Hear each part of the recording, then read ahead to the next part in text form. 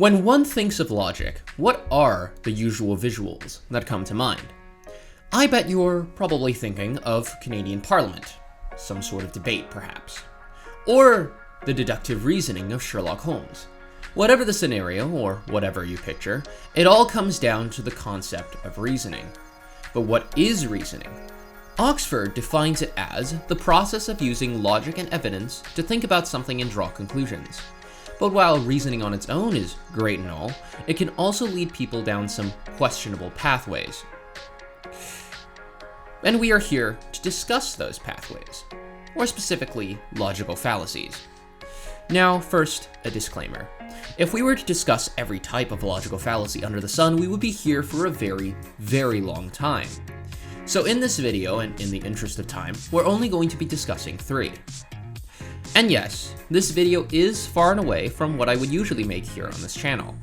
But don't worry, and do bear with me, as I will still be incorporating plenty of tidbits about tanks and of history in general. So I think our viewers will still be able to learn something about the T34 medium tank, the M2 Bradley, or the QF 17-pounder along the way.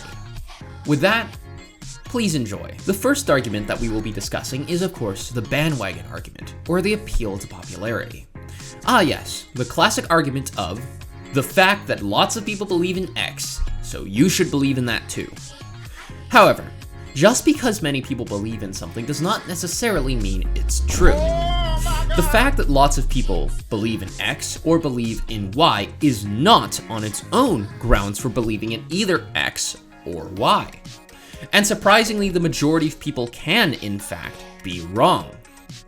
An example of this is that in the defense community, a community that I am a part of, a large group of people believe that the M2 Bradley fighting vehicle is in fact a pile of hot garbage, purely because of one film, the Pentagon Wars.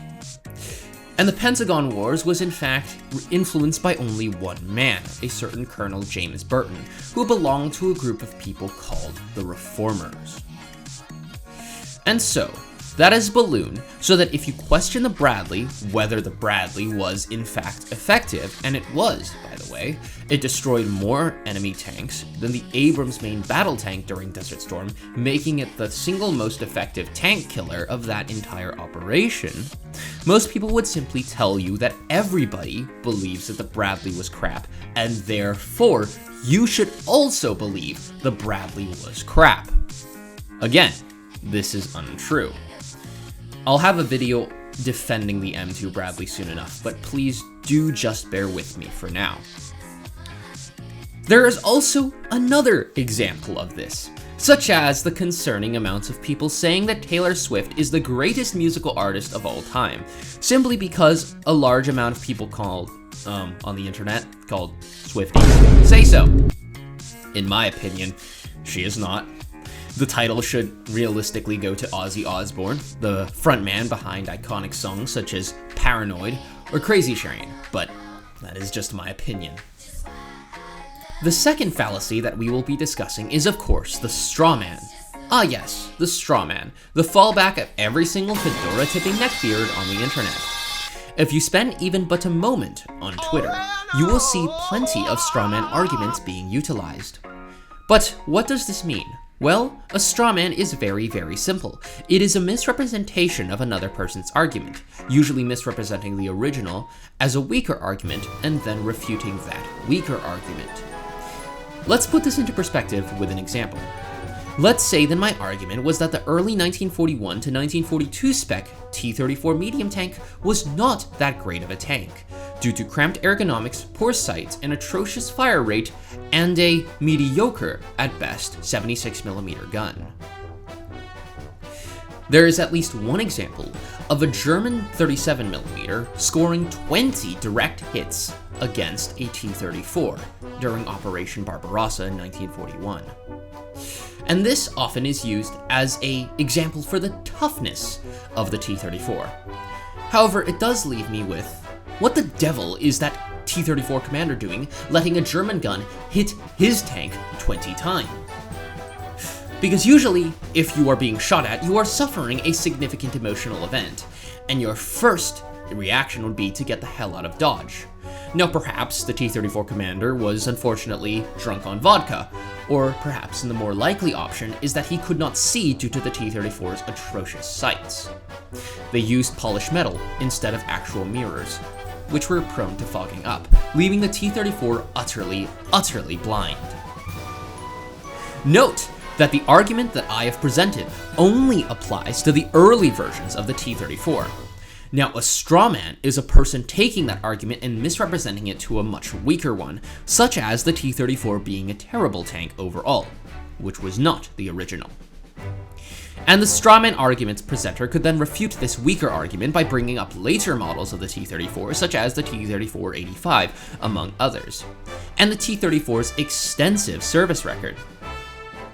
The strawman misrepresents my original argument as the argument that the T-34 in general was bad, which is untrue.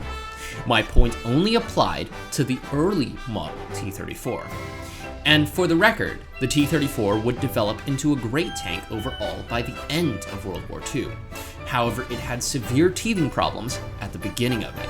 The third and final fallacy that we will be reviewing today is that of the hasty generalization. But firstly, what is a generalization? A generalization is a form of abstraction, whereby common properties of specific instances are formulated as general concepts or claims. Generalizations posit the existence of a domain or set of elements, as well as one or more common characteristics shared by those same elements. Now that in itself is not bad, for some arguments can be generalized, such as the amount of rounds that the M4 Sherman usually carried, or that the armor of heavy tanks is usually superior to that of the equivalent medium or light tank. Because these are large topics with mostly the same variables that can be generalized.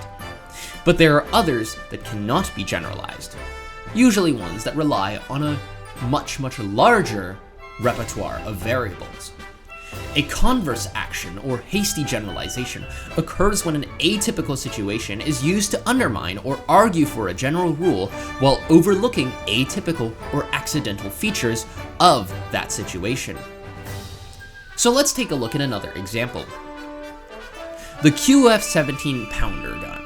On the Sherman Firefly, one of the most powerful anti-tank guns on the Allied side, able to penetrate 190mm of flat plate armor with the standard APC shell.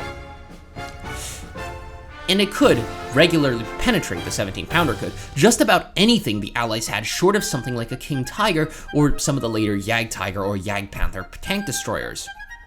However, there is at least one example of a 17-pounder failing to penetrate a Tiger I during the Battle of Villers-Bocage, instead leaving a large gash along the turret.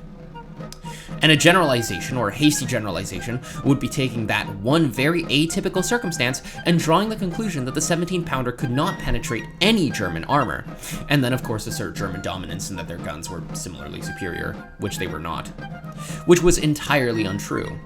However, that unfortunate generalization is a demonstration of the converse accident or hasty generalization argument. Because you are taking a atypical situation with atypical variables, such as the Firefly firing at an exceptionally bad angle due to its sights being configured incorrectly, and the Tiger driving backwards at just the right moment so that the ballistics of the round would instead make it glance off the turret, and ignoring various examples of Tigers and Panthers being destroyed by Sherman Fireflies, such as the ever-famous Panzer ace Michael Wittmann, who was killed by a shot from a Sherman Firefly. So let's wrap things up. Obviously, I've only touched on 3 logical fallacies. There are like 16 million others, but unfortunately making a video on all of those would take way too much effort and way too much time I unfortunately don't have due to this being a school project. Thusly, the ones that we have went over in this video are number 1, the bandwagon argument, number 2, the strawman argument, and number 3, the hasty generalization. This, again, is not quite a video about tanks, but I hope that at least some of what was presented in this video scratched the itch for uploads on my channel. And don't worry, I have a video on the Panzer IV and T34 currently in the works, which should be uploaded soon. With that, all that remains for me to say is thank you for watching, and sensha, zenshi,